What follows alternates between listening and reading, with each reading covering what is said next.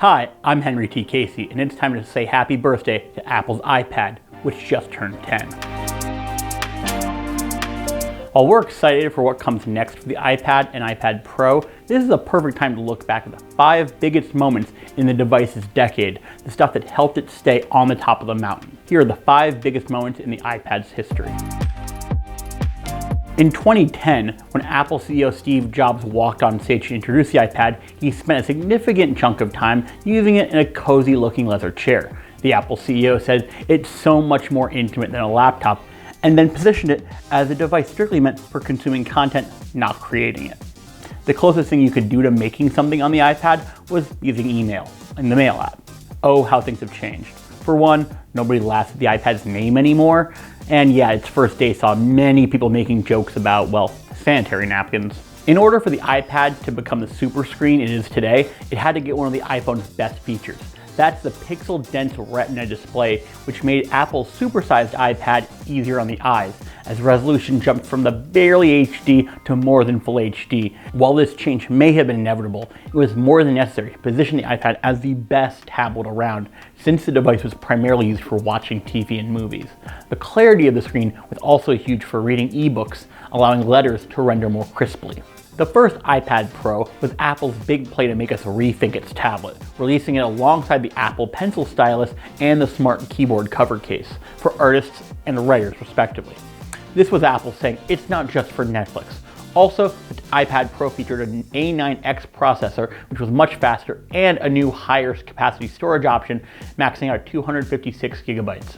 Also, at 12.9 inches, the screen was simply larger than any iPad Apple had released so far, making it more appealing for drawing, writing, working with big spreadsheets, big screen stuff. For the first 7 years though, the iPad started at $499. It's a lot to ask, especially when the iPhone's getting bigger and bigger, inching closer to its big brother. A press release though in 2017 saw Apple announce the price was going down by 34%, down to $329. In 2018, Apple lowered the price even further for the education market, bringing it down to $299. In the holiday season, we've seen the regular 10.2-inch iPad fall as low as $229 thanks to short-lived sales on Black Friday. And here we are, the best iPad ever, the 2018 iPad Pro, which came in 11-inch and also 12.9-inch sizes. It arrives with a much more attractive design with squared edges, a ProMotion screen for smoother scrolling, and many other upgrades. Personally, I'm pretty happy that they fixed the Apple Pencil with the 2nd gen Apple Pencil so it can snap against the side of the screen on the edge rather than, plugging it into the bottom. No. This is the current iPad Pro design, and honestly, I don't think Apple needs to change much, though rumors speculate that we're going to get a 3-camera design similar to the iPhone 11 Pro. It'll be for AR and better photos. There's also an expectation that Apple will deliver a new, faster processor, likely named the A13X or the A14X. Yes, 2019 saw the arrival of iPadOS, a specialized version of iOS, but time will tell how crucial this sort of branding is to the tablet. How much can iOS grow on its own, separating itself from iOS? Can it break the rules of the iPhone to make a more productive device?